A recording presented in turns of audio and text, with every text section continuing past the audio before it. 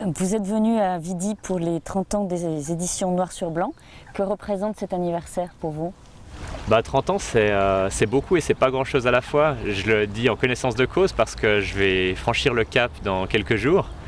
Et donc pour moi, ça semble beaucoup. Et puis en même temps, quand je regarde ce que c'est qu'une vie, ce que c'est qu'une carrière, c'est encore que le début, je trouve. Donc c'est une grande étape. C'est bien aussi une entreprise qui passe un cap comme ça à une époque où les choses bougent si vite. Vous êtes parti à la chasse aux Lénine. Racontez-nous. J'aime bien les commémorations, comme je l'avais dit plus tôt. Et l'année passée, on s'intéressait à Tchernobyl. Et cette année, j'aurais bien aimé que ce soit un peu plus tard pour que j'aie le temps de respirer. Mais cette année, c'est le centenaire de la révolution russe. Et l'Ukraine nous offre quelque chose d'assez intéressant pour parler de ce centenaire, puisque l'Ukraine était le pays où il y avait le plus de statues de Lénine au mètre carré au monde. Il y en avait 5500 au moment de l'indépendance, contre 7000 en Russie. Mais la Russie étant 28 fois plus grande, ça fait une densité juste incroyable de Lénine dans ce pays. On sait bien pourquoi, c'est parce que l'Ukraine n'était pas vraiment enchantée à l'idée de faire partie de l'URSS la plupart du temps. Et du coup, il a fallu insister un peu plus avec la propagande pour essayer de convaincre les gens. Donc cette propagande, elle s'est faite de diverses manières, mais les statues de Lénine un peu partout, c'était un des symptômes. Pourquoi ce travail Looking for Lenin? Parce que il y a eu certaines de ces statues de Lénine qui sont tombées après l'indépendance, donc en 91 et puis ensuite, mais pas beaucoup. Et au moment de la deuxième révolution du Maïdan, il y a eu une première tentative de faire tomber la statue qui était à Kiev, qui a échoué, la police a bien résisté. Et quelques jours plus tard, le 8 décembre 2013, là les manifestants étaient suffisamment nombreux, la police ne l'était pas, et la statue est tombée. Et j'étais là quand la statue est tombée, enfin j'étais en train de manger une pizza, mais en voyant la télé, au début j'ai cru que c'était une rediffusion des images d'il y a quelques jours, où justement il y avait cette tentative de faire tomber la statue, et puis je mange et tout d'un coup je vois ah non, la statue est par terre, ça c'est pas de la rediffusion. Donc j'ai demandé à la pizzeria de me garder mon plat et puis mon sac pour que je puisse partir le plus léger possible, et j'ai couru un kilomètre jusqu'à l'endroit de cette statue pour me mettre dans cette masse de tous les photographes et les manifestants qui essayaient soit de photographier, soit de prendre un petit bout de cette statue. C'est une statue qui est en quartz rouge, une statue d'une pierre très très symbolique, puisque c'est la même pierre dont est constitué le mausolée de Lénine à Moscou et la tombe de Bonaparte à Paris. Et c'était une image fascinante. J'ai toujours rêvé de voir le mur de Berlin et de voir la chute du mur de Berlin. Et j'ai pas pu le vivre, j'étais un peu trop jeune pour ça.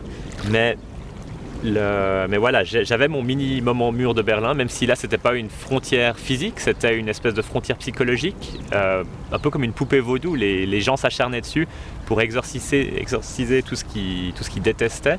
Et ils incarnaient dans cette statue de Lénine toute la politique russe vis-à-vis de l'Ukraine. Ils incarnaient beaucoup de choses dont ils avaient envie de se débarrasser. Et cette statue, elle partait miette par miette. C'était pas des gros morceaux qui s'en allaient de ce bloc. Et le lendemain matin, il n'y avait plus rien.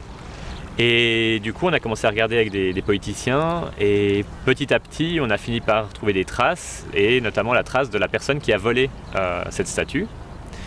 On a été en négociation pendant 1 an et demi pas avec cette personne directement parce qu'il est un peu dur à atteindre, mais avec son assistant, qui est toujours un peu bloqué, qui nous a donné des confirmations qu'ils ont effectivement cette statue. Mais jamais on n'a pu y accéder encore. On a rencontré par hasard il y a quelques jours cet homme dans un supermarché de luxe, vraiment par accident pur, et on a pu lui montrer notre travail. Mais je suis pas sûr que ça donne quoi que ce soit. Et à vrai dire, j'espère que ça ne donnera rien, parce que cette quête initiale, ce but qui nous a guidés, il nous a amené à découvrir des tonnes d'autres Lénines. On en a trouvé partout dans le pays, du front dans le Donbass jusqu'à l'ouest, en passant par Tchernobyl, en passant par un tas de territoires. Et chacun de ces Lénines nous raconte une histoire un peu différente. Il nous montre les différentes caractéristiques de l'Ukraine contemporaine. Le premier élément qu'on voulait montrer, c'est l'absence de consensus. L'époque communiste est révolue en Ukraine, mais on ne tourne pas la page comme ça. C'est pas parce qu'il y a une loi depuis avril depuis avril 2015, Lénine et tous les symboles soviétiques sont illégaux, au même titre que des symboles nazis en Ukraine.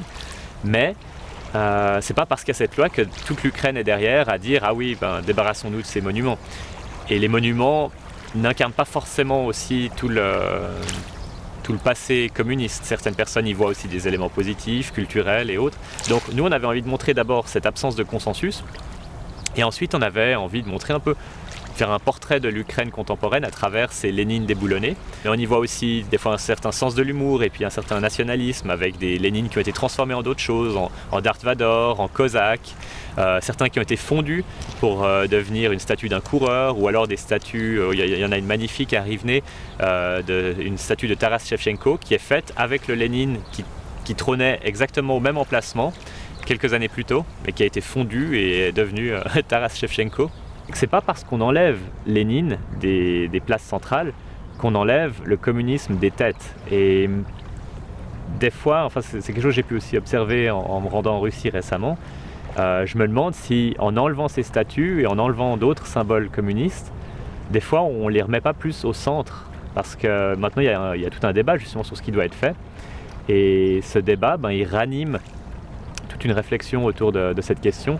Et des statues, ou il y a beaucoup de magnifiques mosaïques par exemple en Ukraine.